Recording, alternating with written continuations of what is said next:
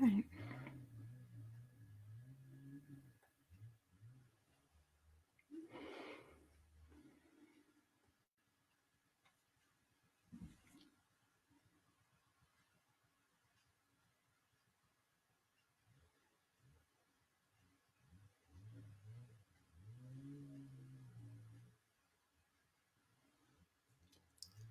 Hey, how are y'all? It's another Saturday sit down with Faye, right? Um, Hang on just a second. Let me get one thing going here, if I can. Oh, there we go. I'm trying to conquer the problem of not being able to see that you're here. And so I have. I'll be looking over here at my iPad to see. Well, maybe I will. Maybe I will. Anyway, technology is so much fun. All right. Today we are going to talk about the sin of anger. Before we get started, though, be sure to add your comments throughout. I'm going to try to see them, whether I have to look on my iPad or here in the streaming process. We will see which one works. I would love for you to let me know where you're watching from, just to let me know that you're here. I want to see you. I want to know that you're here and that you're visiting with me. Makes it a little easier to chat. I am in East Tennessee, just outside the Great Smoky Mountains. Matter of fact, I can see one big mountain right out here behind me. I'm not going to shift everything so you can see it, though. Maybe next time I'll plan that in. Remember, the emoticons can share what you're feeling about anything that I've said. Feel free to use them. Feel free. Today, we're going to determine if anger is sin, examine why we get angry, and learn what to do with our anger.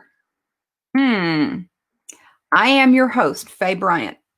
I am a wife, a mother of 3 amazing sons, 2 without having labor.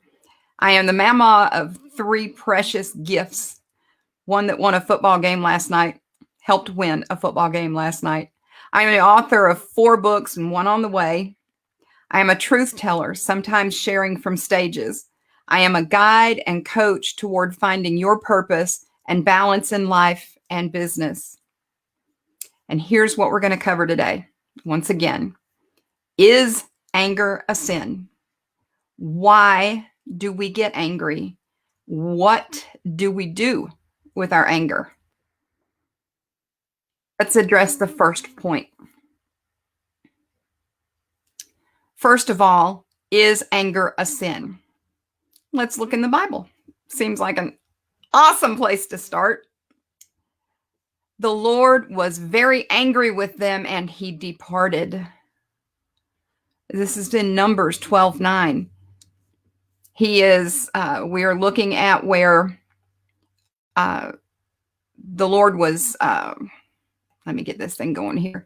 It's where the Lord was talking about, well, Moses was writing about when the Lord departed from Israel. You know, he was like, listen, not going to happen because of their sin. So the Lord was very angry. All right. In Zechariah 1:2, we see, I, the Lord, was very angry with your ancestors. Once again, we see that God was very angry.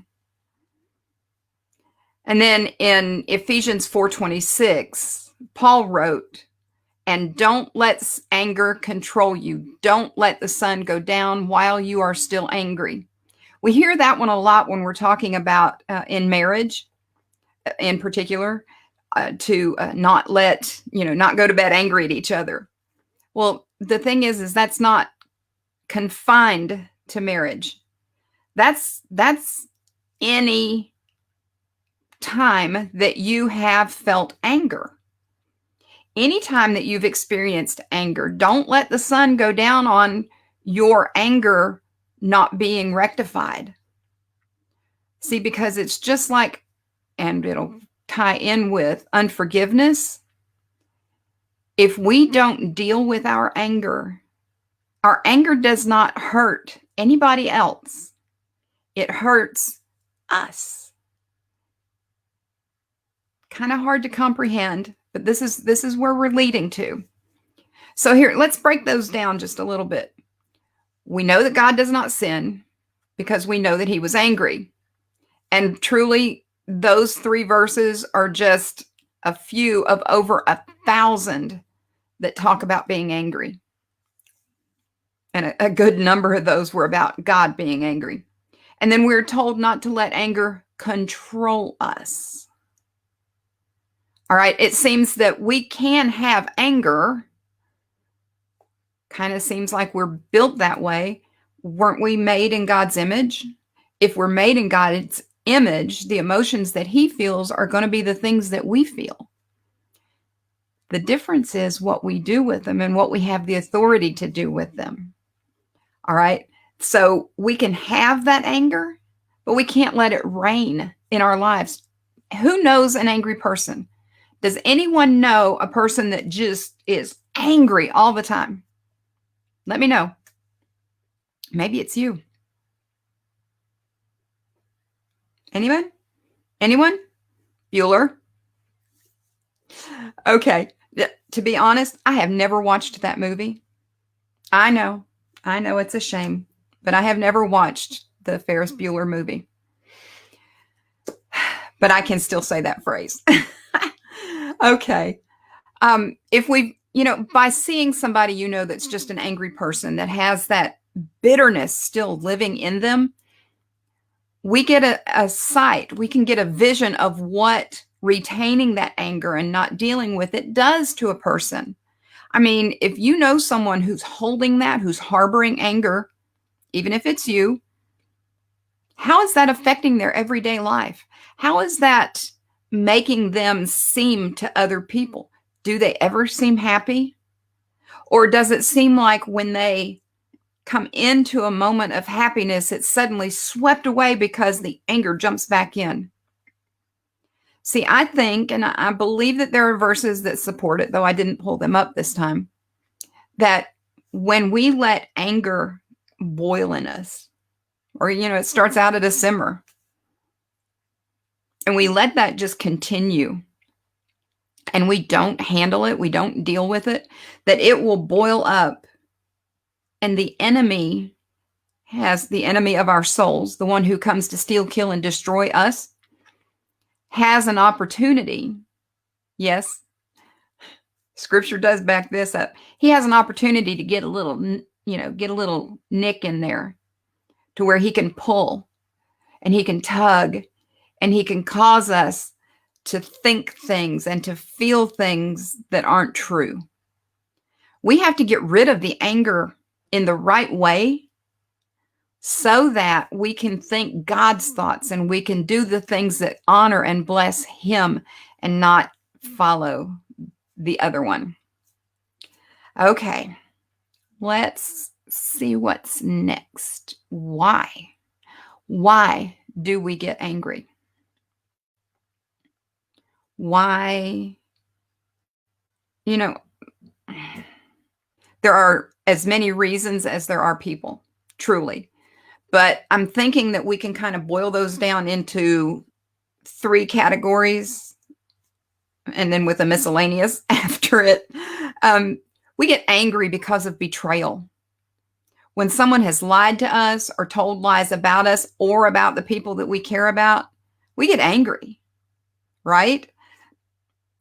Was this not similar to what God was angry at? His people betrayed him. His people chose gods other than him. Here he is, the one who took them out of captivity, who freed them from their slave owners. And instead of staying with him and choosing him, they chose the gods of the people that were trying to hurt them.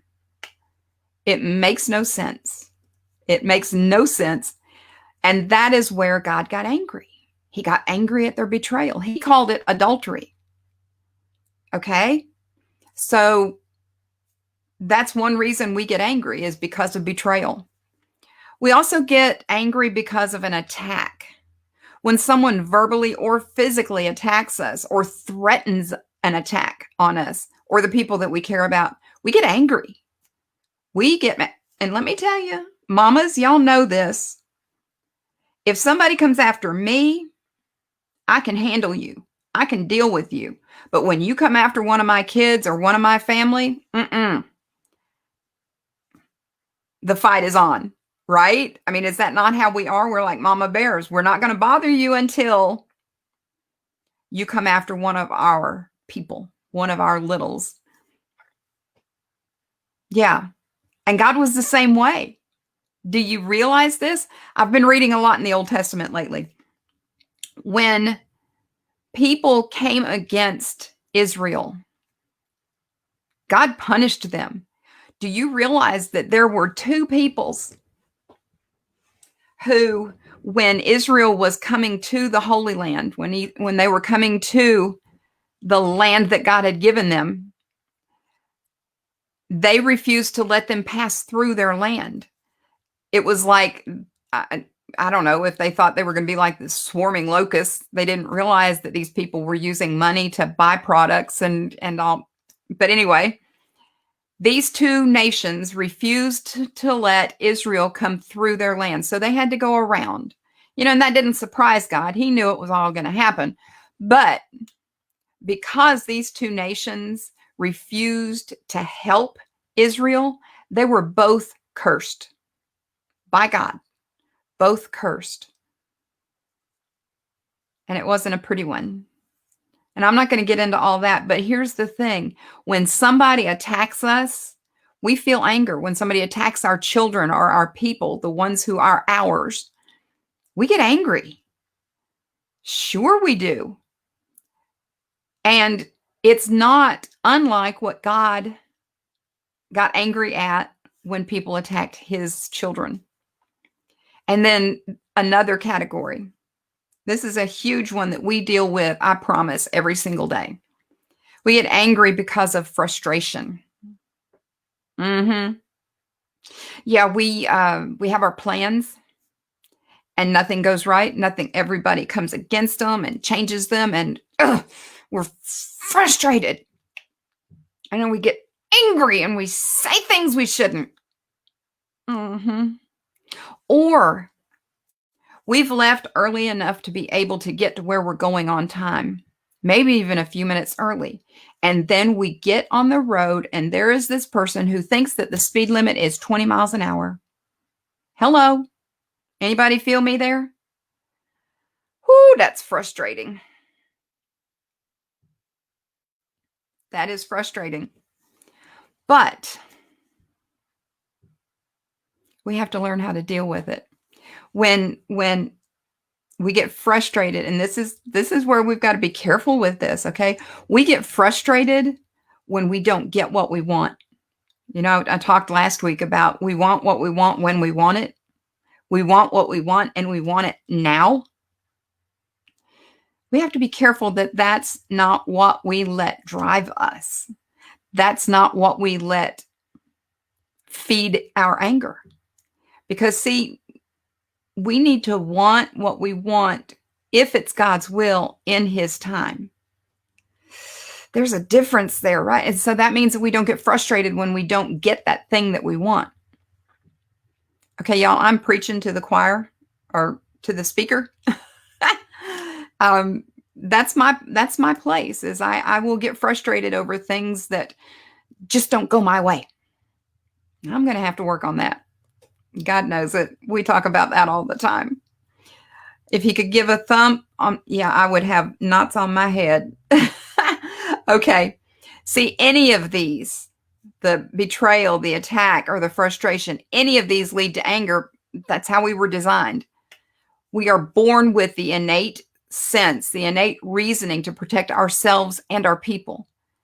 We are given this emotion because we're created in the image of Almighty God.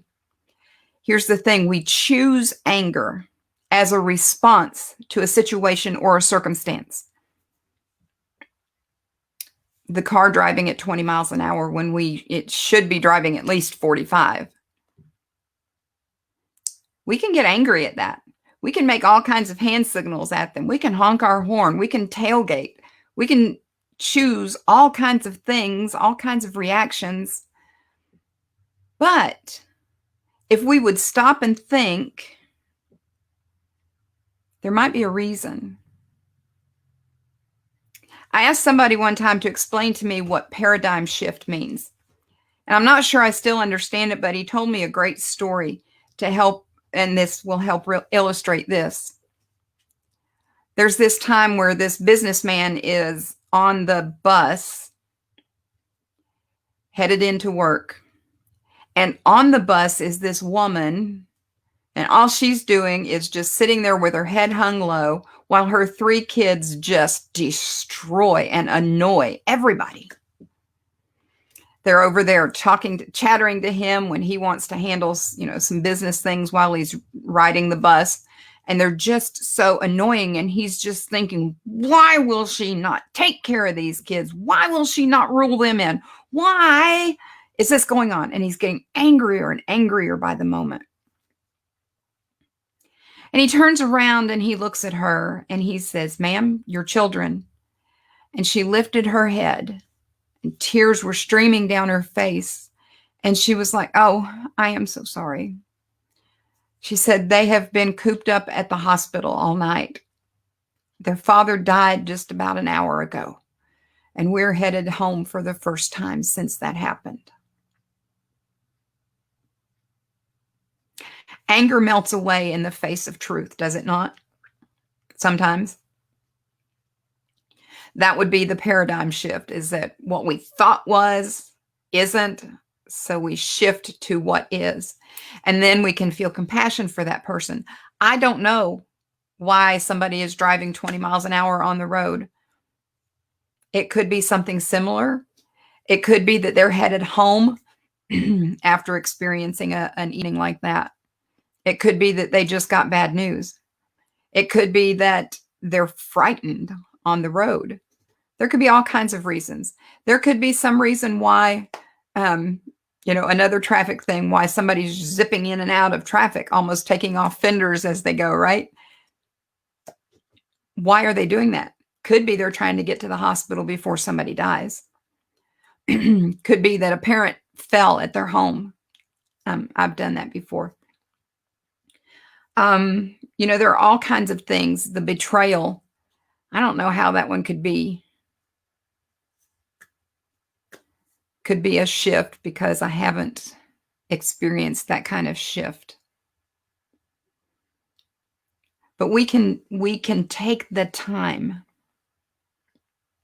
to look at a situation, regardless of what it is, not to excuse it, maybe to explain it, but definitely to understand it so that we choose well. See, we want to choose anger only when we need to. And see, knowing why we get angry, why we feel angry is important to know how to respond. So let's go on with our next point of what do we do with our anger? What do we do with it? What do we, yes, we feel. Okay, but let's look back let's look at Nelson Mandela, held in prison for 27 years, only because he spoke up against his government, against the way things were. And so when he gets out, he shares this sentiment. Yes, I was angry, and I was a little afraid. After all, I've not been free in so long. But when I felt that anger well up inside of me, I realized that if I hated them after I got outside that gate, then they would still have me. I wanted to be free, so I let it go.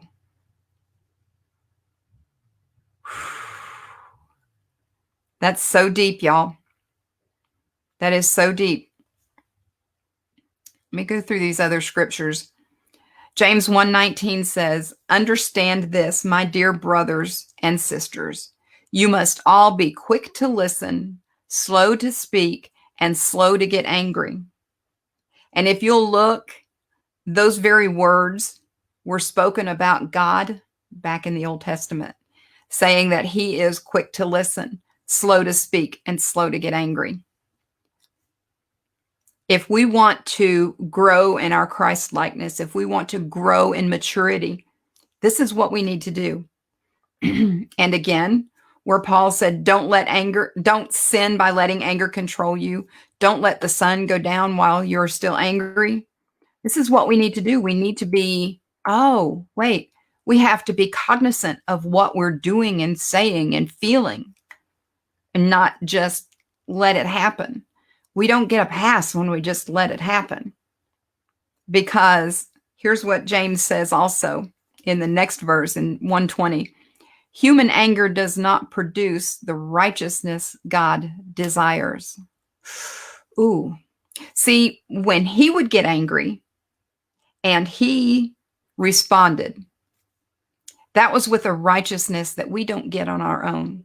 It doesn't happen in our flesh.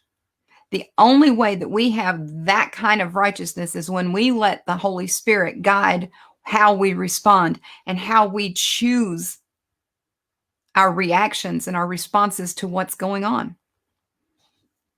We have to examine our anger, look at it every which way, to determine if it brings righteousness or just satisfaction. See, I could get out of the car, or I could get after that person that betrayed me. I could punch somebody that lied about me or mine right in the mouth. Might satisfy for like 2 minutes, but it's not going to bring righteousness. And I have to make that choice. As a believer, I have to make that choice. Am I going to glorify God or get what I want? They are not going to go hand in hand. We have to be sure that we are responding as the Lord wills or as self wills. One is correct. The other is sin. And, offenses are supposed to be handled a certain way. Jesus laid all that out in Matthew 18. When we have been offended, we are supposed to first talk to the person who did that. We're to talk to the person who betrayed us, who lied, who cheated. We're supposed to talk to the person who has threatened us or attacked us. We're supposed to talk to the person who seems to be the one frustrating us. We're supposed to go to them and talk to them and let them know this has hurt me. This has, we can't say, please never say to them, you made me angry. That's not true.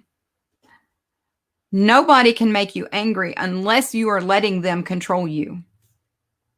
If you want somebody else to control you, then go right ahead and believe that they are going to make you angry or that they are going to make you sad or that they are going to make you happy.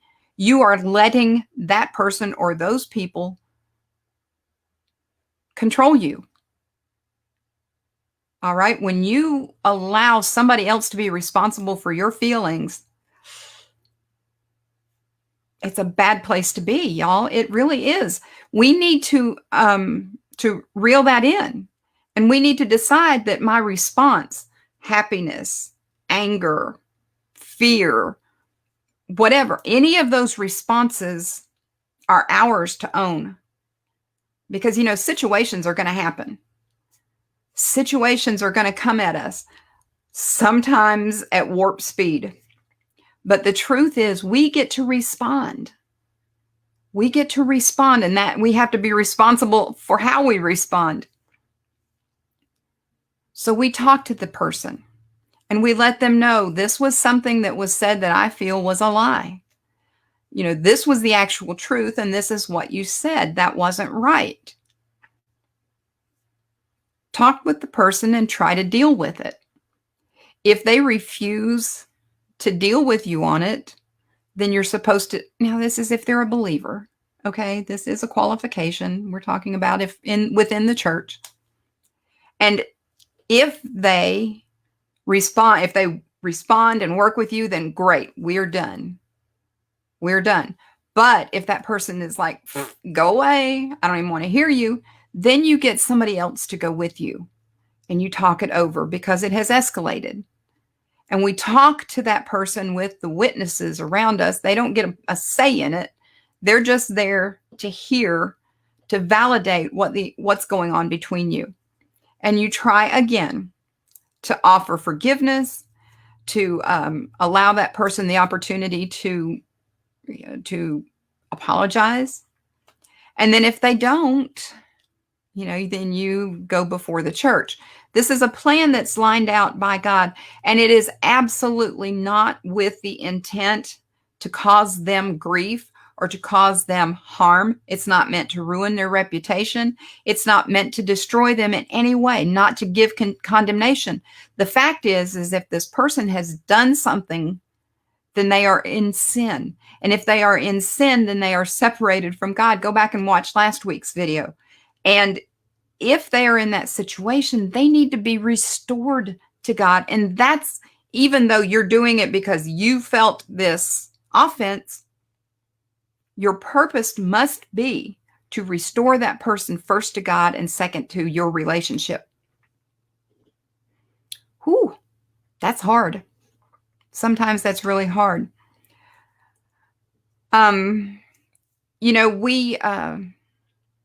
It all boils down to what we have to do with anger is part of what we covered last week, is we have to forgive. We have to forgive. Just like Mandela did, we have to forgive and let go. It's not easy. It won't be easy, especially if it's a big, ugly thing. But it's what's required of us, not for that person. It's required of us to please God, but it's also required of us because God knows that that's how we get to live. That's how we experience freedom. That's how we experience freedom. So what we've covered is anger a sin? Nope. What we let it do to us can be. We discussed why do we get angry? Betrayal, attack, frustration. There are others, but these are the big three. And then what do we do with our anger? We choose to respond instead of react, right? One happens instantaneously. The other takes a minute. We need to start taking a minute, don't you think? Yes, it's hard. Yes, I know it's easier to just pop back with an answer to just let it fly. And there's great satisfaction sometimes in letting it fly until you get that nudge from the Holy Spirit that says, that wasn't good. We choose to respond instead of react. And then we choose to handle it in the way that honors God and not our hurt selves. When we are acting from the hurt, we're going to hurt others and we're going to make wrong choices. We have to think. We have to put these in gear, y'all. Now, before we go, I want to reiterate, we must understand that anger in itself is not sin. We need to grasp why we get angry at certain things and not others. What are these? We call them triggers today. What are these triggers? When we learn what those triggers are, we need to go back and deal with those. Just like I dealt with the things from my childhood. Again, I talked with you some last week about it. What we do with those, we have to, in recovery, we say feel, deal, and heal. We have to bring those things, those triggers to the front, and we have to look at them, and we have to feel those feelings and figure out what they're doing in our lives now, what they cause in us, and we have to deal with that. We need to handle that. It may mean talking to the person that caused that trauma or that harm in us. Sometimes it's us, and we have to let ourselves off the hook. But once we do that, we have to forgive. We have to let that thing go. But we need to understand what's triggering us so that we can deal with it. Not so that we can say, you can't go there. No. We find out what our triggers are so that we can deal with it, so that nothing anybody does is going to send us over an edge. Yeah, I don't ask much, do I? We should know how to respond to anger that has risen up in us. You know, somebody can say something ugly to someone that I love, and I've got a pretty sharp tongue and I can say things, just that quick. It's really important to engage the mind before we do that. Yeah, y'all remind me of that when I do it, okay? When something comes at us, we choose. We have to choose. If we're going to stay in right standing with God, we have to choose the right response. We have to choose respond over react. We just must. And we have to handle offenses in the right way, the way that Jesus said in Matthew 18. Where do we go from here? I will, once again, share with you that I have a book of daily devotions. It's just an ebook. You download it to your phone or your Kindle or your device. And it's called Coffee Bible Journal, Musings from the Comfy Chair with a View. There's really pretty pictures that go with it. It is a 40-day devotional designed to help believers grow in their faith and draw nearer to God. You can pick that up on Amazon. For sure, search for Coffee Bible Journal by Faye Bryant, and you'll find it. I could give you this link, but it's huge. I'll have to work on that. And then I want to let you know that I can help you through the process of learning to deal with your anger, with finding your purpose and your healing.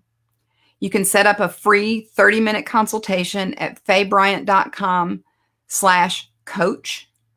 You'll see the button there for a free consultation. I would love to be able to help you live your purpose, to be able to know what it is and to be able to live in the freedom of knowing why you were created and what you're here for. It's possible to know that. Sign up for that free consultation and we'll talk and see where we need to go from there. Before we go, let's practice taking a breath this week. Whether it's in traffic and your frustration is up to here, at the wrong end of a rant, or you've learned about the betrayal of someone, let's take a breath. Maybe several of those. And make the conscious decision, why am I angry? What I can do with it that would be the right thing before we do anything. Let me explain.